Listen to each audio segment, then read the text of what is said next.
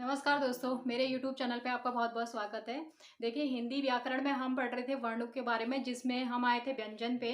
व्यंजन पे मैंने बताया था परंपरागत रूप से व्यंजन कितने होते हैं। आज मैं चर्चा करूंगी कि लेखन के आधार पर व्यंजन कितने होते हैं। ठीक है, चलिए शुरू करते हैं। व्यंजन लेखन के आधार पर व्यंजन, लेखन के आधार पर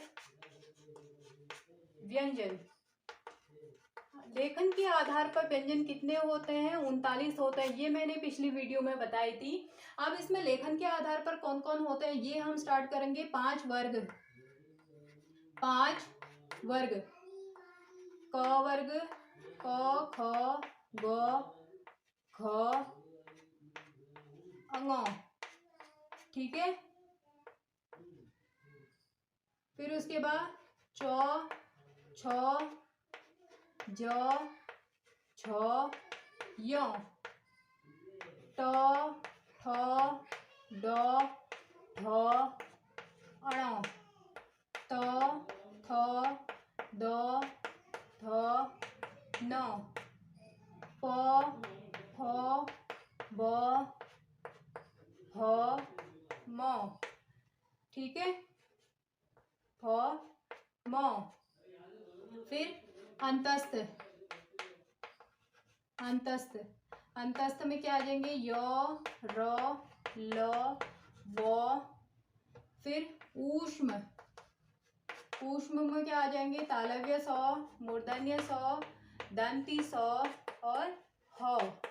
फिर आ जाएंगे संयुक्त, संयुक्त श त्र ज्ञ और श्र।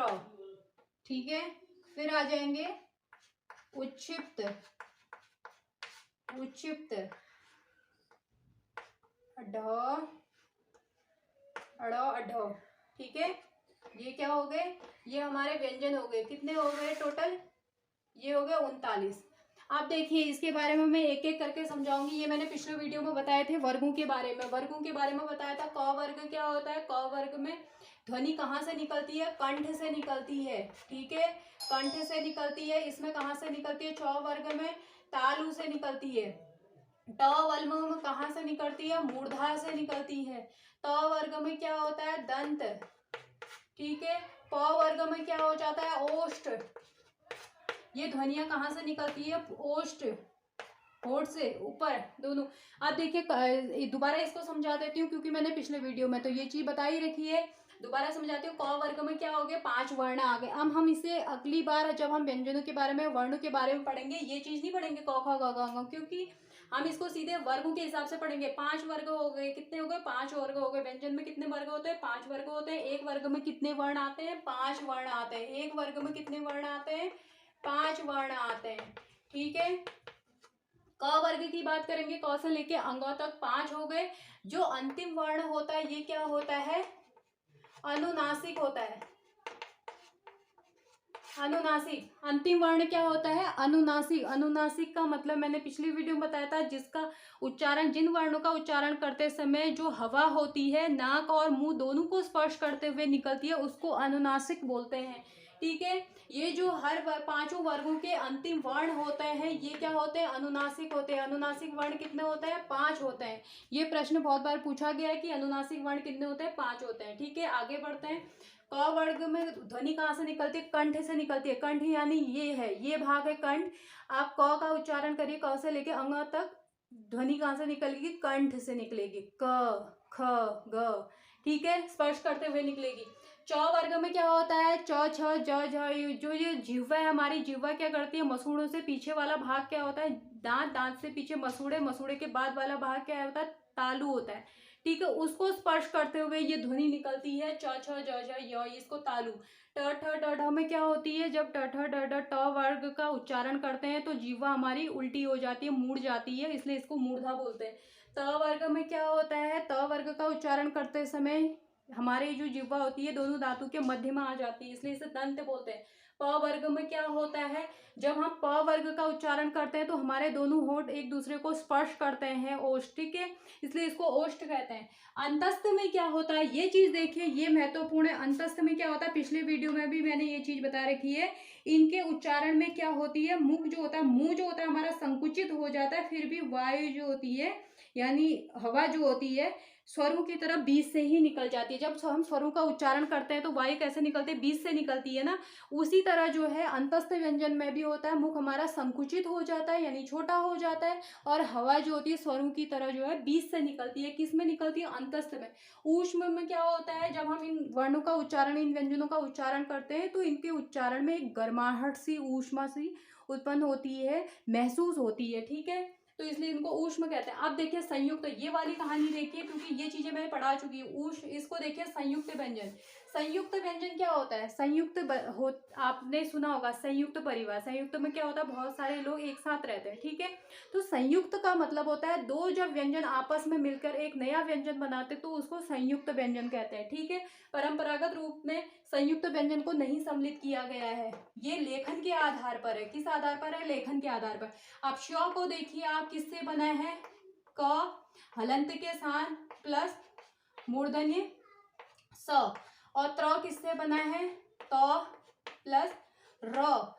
ज्ञ किससे बना है, ज्ञ किससे बना है, ये देखिए, ये हमको पता होना चाहिए कि किस किस वर्ण से बने हैं। ये प्रश्न बहुत बार पूछा जाता है। श्र किससे बना है, तालव्य स और र, ठीक है। ये इस तरह से दो व्यंजनों से मिलकर बने हैं। जैसे छ बना है, किससे बना है, क और मूर्धन्य स। त्र किससे बना है, त और र। ज्ञ किससे बना है, ज और य। फिर श्र किससे बना है, तालव्य स और र से, ठीक है। ये था संयुक्त व्यंजन सॉरी, संयुक्त व्यंजन ये था कि दो व्यंजनों से मिलकर एक नया व्यंजन बना है, इसलिए इसको संयुक्त। उच्छिष्ट व्यंजन क्या होता है, ये देखिए, उच्छिष्ट व्यंजनों का जब हम उच्चारण करते हैं, अड्ढ, जो जिह्वा की हमारी नोक होती है, जीभ की जो नोक होती है आगे की, ये पतली सी नोक होती है, ये ऊपर तालु को स्पर्श करते हुए झटके से पीछे चली जाती है, ठीक है। पीछे क्या हो जाती है, चली जाती है झटके से, उच्छिष्ट व्यंजन अड्ढ, ठीक है। जिह्वा क्या करती है, ऊपर टच करती है और एकदम से फटाक करके निकल जाती है, पीछे निकल जाती है, तो इसलिए इनको उच्छिष्ट व्यंजन कहते हैं, अढ़ और अढ़। इस तरह से ये टोटल व्यंजन कितने हो गए, 39 हो गए। देख लीजिए 25 ये हो गए आपके 5 वर्ग के 25, 26, 27, 28, 29, 30, 31, 32, 33, 34, 35, 36, 37, 38, 39।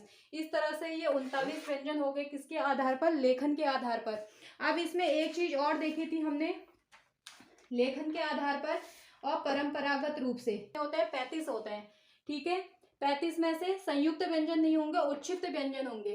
5 वर्ग हो गए, अंतस्थ व्यंजन हो गए, ऊष्म व्यंजन हो गए, उच्छिष्ट व्यंजन हो गए, ठीक है।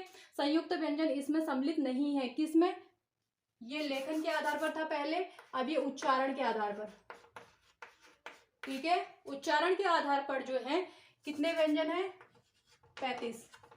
उच्चारण के आधार पर कितने हैं, 35। और पहले हमने क्या पढ़ा था, परंपरागत रूप से 33 पढ़ा था। 35 किसके, उच्चारण के आधार पर, लेखन के आधार पर 39। इस तरह से 3 कैटेगरी इनकी बना रखी है, किनकी, व्यंजनों की, जो मैंने पूरी आज करा दी है। अनुनासिक पढ़ा दिया, इसमें अनुनासिक थे ये, ठीक है, ये थे व्यंजन।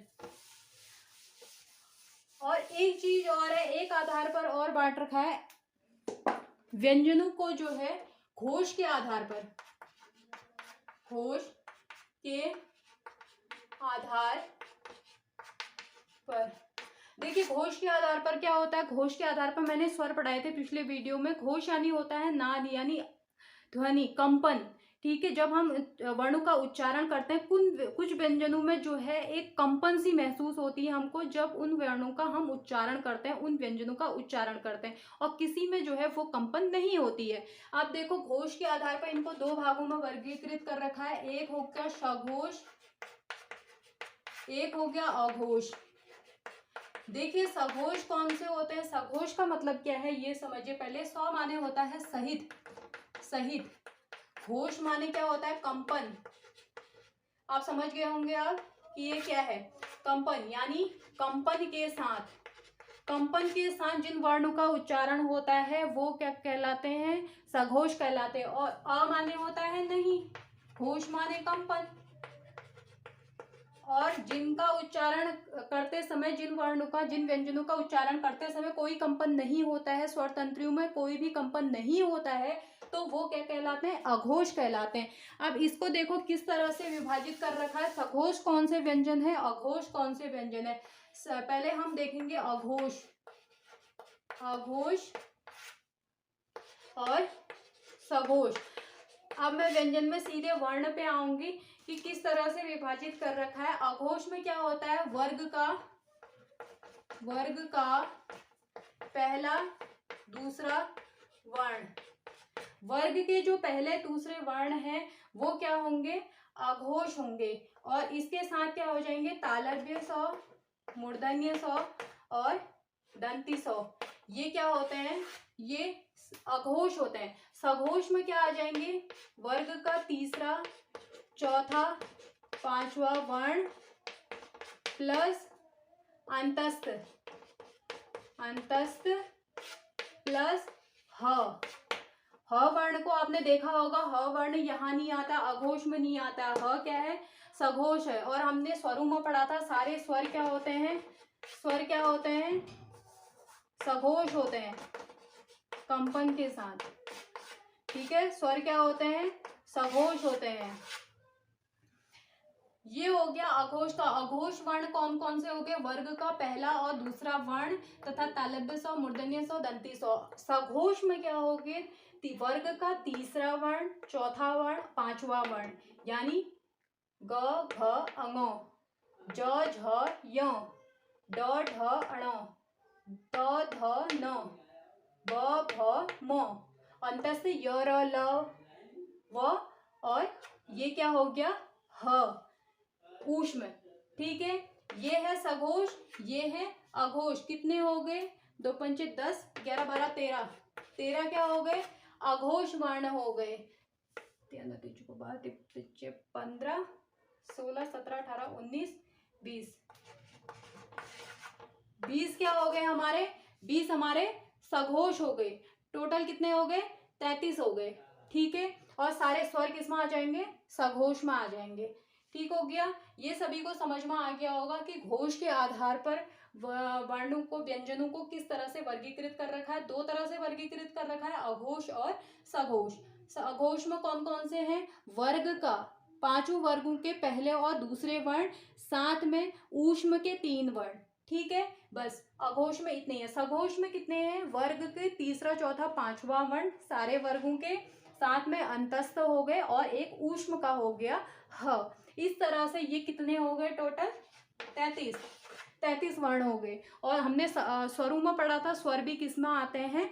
सघोष में आते हैं। ठीक है दोस्तों, आशा करती हूँ कि आज जो व्यंजनों का वर्गीकरण मैंने किया था वो आपको अच्छे से समझ में आया होगा। चलिए फिर मिलते हैं अगले वीडियो में, तब तक के लिए धन्यवाद।